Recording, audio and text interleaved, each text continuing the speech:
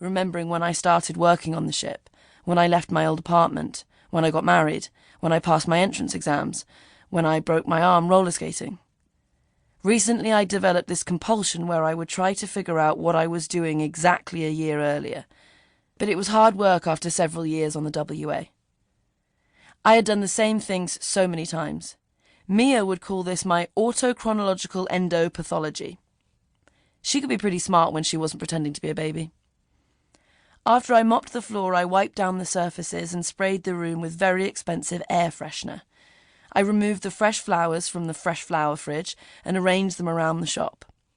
I was the only staff member on rotation trained in arranging the fresh flowers. This is something my co-worker Zach hated me for. He told me I was not a visual person. He told me that at least twice a day. Often, after I had finished arranging the flowers, he'd go over to them and act as though he was plucking invisible pieces of fluff from them, but he would never actually touch them, because he knew he was not allowed to. I watched him do this from the register, rolling my eyes and hoping he'd notice. Mid-morning, I watched a customer pick up a rhinestone-studded T-shirt spelling chic, holding it against her body and watching herself in the mirror. Buy it, I thought. Buy it, buy it. But she did not, returning it to its slim glass shelf, folding it inexpertly, but not inexpertly enough that I felt compelled to fix it. I felt my serotonin levels deplete. By late afternoon, the daily newsletter had been delivered. It was filled, as usual, with all the stupid stuff happening on board. A hypnotist in the cocktail lounge, Polynesian night and pokey. A talk with a marine biologist in which she was contractually obliged not to answer questions about the sea levels, or the dying mollusks, or the coral outcrops, or the whales. It also contained what was tenuously labelled news about the passengers. A ruby wedding anniversary plus a photograph of the couple holding champagne flutes. So-and-so dying. I imagined Mia walking around the ship and searching for stories. She was on rotation at the news desk. She hated it. She said the only story people had was that they were rich and unhappy.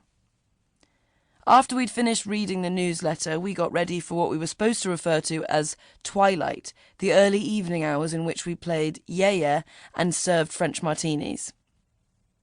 Customers would pop by to do some shopping before their evening meal. Many of the female passengers bought gowns or catsuits or new blouses to wear straight out of the store and into dinner. I was often put on changing room duty because I was good at wrangling zips and making small talk with husbands. I had a good idea of what husbands wanted generally, and I was happy enough to give it to them. But before I could take up my usual position, a courier appeared in the shop entrance, walking towards me, holding the envelope out in front of him. It was a plain brown envelope, very humble. "Ingrid," he said. "Are you Ingrid?" "I am," I replied. "Congratulations," he told me. "You have a memo from Keith." He handed me the envelope. I held it to my nose and inhaled. It smelled like butter and malt. It smelled like a cake missing a crucial ingredient. My heart moved quickly in my chest. Zach appeared by my side. "Open it," he said. I stared at him. "Come on," he said. "We've not got all day." I slid my finger beneath the fold and ripped. My hands were shaking slightly. I held the letter in front of my face, noticed the WA letterhead, the looping italics of Keith's signature. I ran my thumb over it to confirm it was real and not a scan. I read the text in erratic chunks like eating a meal the wrong way round. But I already knew what it meant. I knew as soon as I saw the brown envelope. "I've been chosen," I said. I passed the memo to Zach and pretended to be surprised, like I wanted him to confirm it was true, but really I wanted him to see for himself, to rub it in his face. Zach twisted the head of the angle-poised lamp, spotlighting the paper. I watched his eyes move across it in mechanical lines. He handed it back to me with a taut look of regret. "You've got to be kidding me," he said. "I'm in," I said, "aren't I?" "You're in," he said. "Fuck's sake." He tugged the letter back. "What do I do now?" I asked. "Clearly you say yes."